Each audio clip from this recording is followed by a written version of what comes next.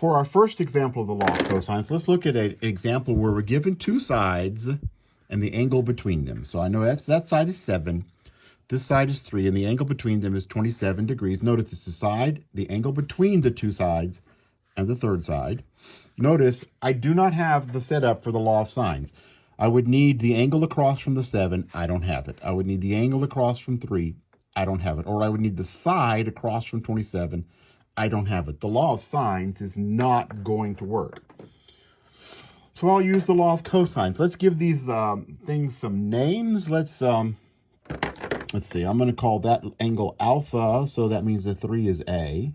I'll name this angle beta, so that means that B is across from beta, that's 7. That makes this side C, and this angle must be gamma. Now, you could name them any way you want, right? Use any of those letters. So, I'm trying to find, let's see. The law of cosines is going to help me find C. The law of cosines says C squared is A squared plus B squared. But that only works in a right triangle, so I have to subtract from it 2 times A times B. It's those two sides. And the cosine of gamma, the angle across from C. And I could fill all of this in.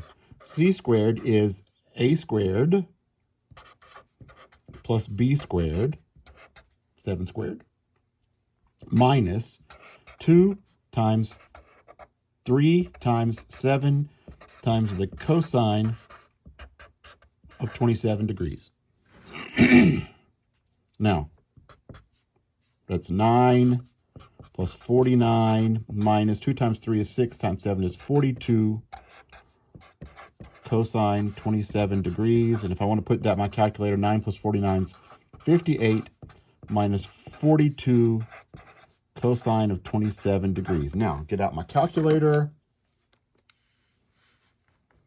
Make sure it's set in degrees. It's not. Degrees.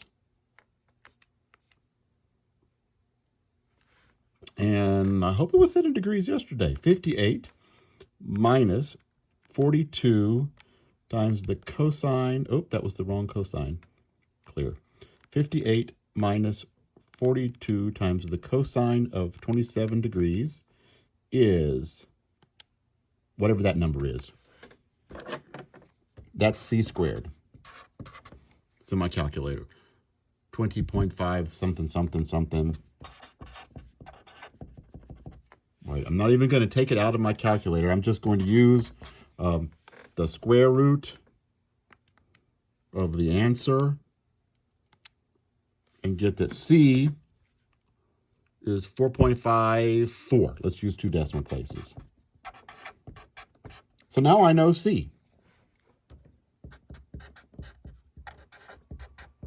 At this point, I now have 27, and the side across from it is 4.54. I'm not going to go through all the details here because we did a lot of this yesterday. Notice I now can use the law of sines. Let's just look at alpha, right? The sine of alpha, once I found C, I know that the sine of alpha over 3 is the sine of 27 over 4.54. I now have it where I can find alpha because I've set it up where I now have a side and an angle opposite. So don't worry with the law of cosines anymore. It's too complicated. Once you have that side angle pair, move on to the law of sines and finish it up.